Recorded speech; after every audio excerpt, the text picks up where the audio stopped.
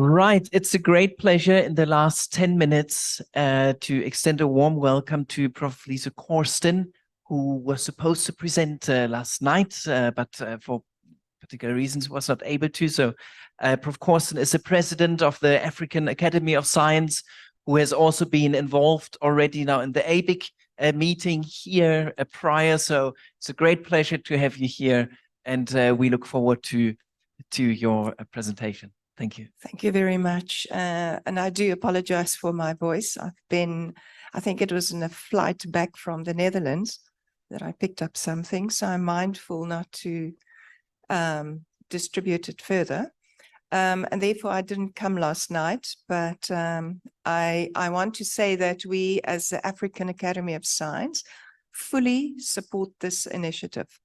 So I want to touch on two things. On Monday, I attended your African Bioimaging Consortium, and I just want to say that I was so impressed with, first of all, the younger generation leading the celebrations, managing the whole event. And I thought that was outstanding. And I also thought it reflected the future, and that's exactly what we want. I also saw several African scientists taking part, presenting, and that's the future we want.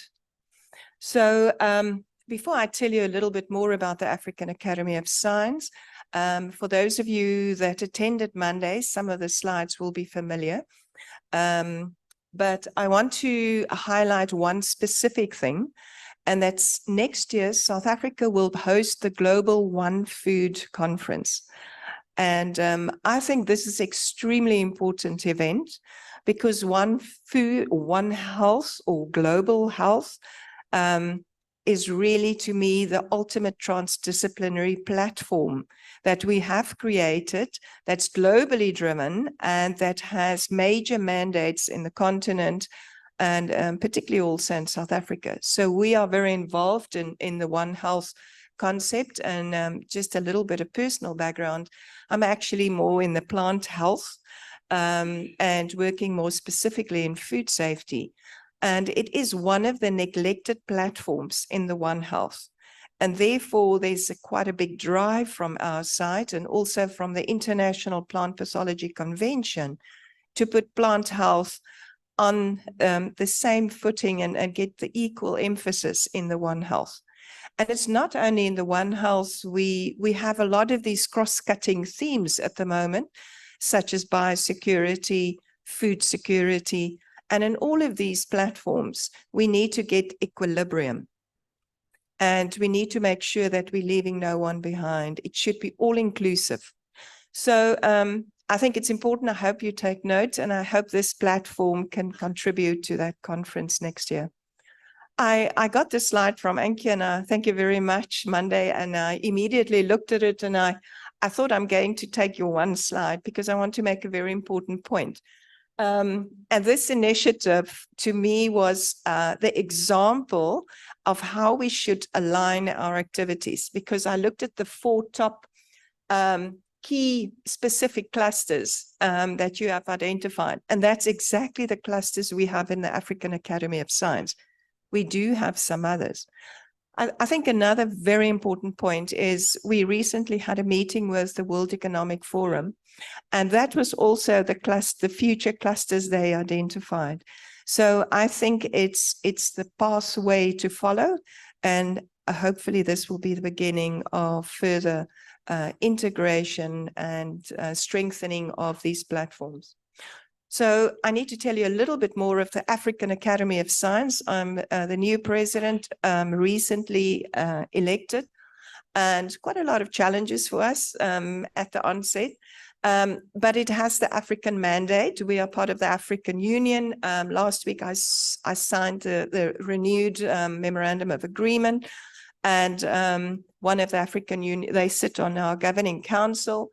And it's quite important because we are really the spokes body, the academy, overarching academy for other academies in the African continent, and linking globally. So in South Africa, we have ASAF doing an excellent network, very strong, strong leadership. But some of our other African regions, and I just want to show you, we have 6 regions in Africa and the African continent. In some of these regions, we don't have strong academies of science. And that's what we want to build, and we want to create this network. Once again, we want to leave no one behind. And a lot of our funding is really to target those countries that do not have strong research centers and do not have pathways for their young academics, to enable them, empower them, and include them in typically consortiums like this. So the African Academy of Science is a non-political, and I need to say that upfront. It's very important, particularly in the geopolitical situation that we currently have. And it's a not-for-profit organization for Africa. And it really is to transform lives in Africa through science. And it's really also to leverage science funding to really build research excellence and to develop leadership. And I think this is an important pathway for scientists and networks. And the net and our headquarters, of course, is in Kenya. And we are also supported by the Kenyan government, the Nigerian government, and several other governments that has contributed to the endowment fund. We started just briefly in 1985, where we actually, at the inauguration of the Third World Academy of Science, we actually started the African Academy of Science. And it's therefore that we have a strong link with TWAS as well. We currently have 30 or 20 honorary fellows, a lot of them very prominent people. We have associate fellows 55, and they are really the most outstanding and the most active scientists in the African continent. And for us, the most important task is to align them, to bring them in, and to help develop mentoring programs and initiatives for young academics. We have more than 40 affiliates. We have some new affiliates currently. And we do hope that a lot of you will take up the challenge and become fellows of the African Academy of Science, or at least nominate a fellow. So this is an extremely important platform also for the diaspora, where we would like to reach out to those African scientists, bring them home, even if it is just to connect them and help them to develop our young academics. We have a tripartite mandate. We're looking at developing research programs. I'm just going to mention one of them. We're also involved in think tanks and advisory capacity for governments in science, in the fields of science. And we are addressing certain key topics. Now I'm going to tell you the one major topic that we're busy with at the moment, and that's looking at travelers' visums. Now, any African delegate will know how difficult it is to get a visa, not only to travel in Africa, but to travel to Europe. And we believe that must change. If you are a really international scientist and you are traveling abroad, you have extended funding, that we should have a different platform and an arrangement for our scientists, particularly if they sit in a 5-year funding cycle. So we're currently negotiating, talking. We've already had meetings with the European Union. We're busy with the African Union, and we are looking at enabling our fellows and scientists. I'm mindful of the time, so I don't want to spend too much time, but we do have our thematic goals, as I've said, and a lot of these overlap. I can share more information with you without taking too long. We do have critical parameters. We have revised our strategy for the next 5 years. We would love input from any of you. I would like to invite and share the document with you. We are looking at equitable partnerships within the African environment. So we are looking at financing. I want to use one example, the African Academy of Science. We've got fellowships, mobility grants, and also special awards and recognition. We have several working groups, subcommittees, focusing on key critical issues specifically for the continent.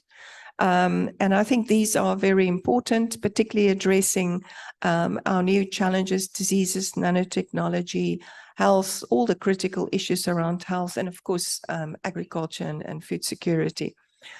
I want to end by just telling you a little bit about the RISE program. It's really our flagship program. It's European and African Union funded. We've just completed the first phase of it. We've prepared a second phase of it. It's been presented to the EU, and we are really hopeful that we will be awarded this grant. The award and the RISE is really funding 45 principal investigators in 38 countries, training a bulk of 180 PhDs, 360 masters, and primarily focused in public health. And then, of course, less so in innovation and green transition. And we want to, obviously, with the next round, bring in some of the newer topics around energy, health, agriculture, and food security. What is nice about this very important ARISE program is that we are going to establish centers of excellence with our next round in key parts of the continent and link that with other areas. And I'm going to close down with some of our key results and focus areas. And I want to invite you all to reach out and, most important, become a fellow of the Academy. Thank you very much.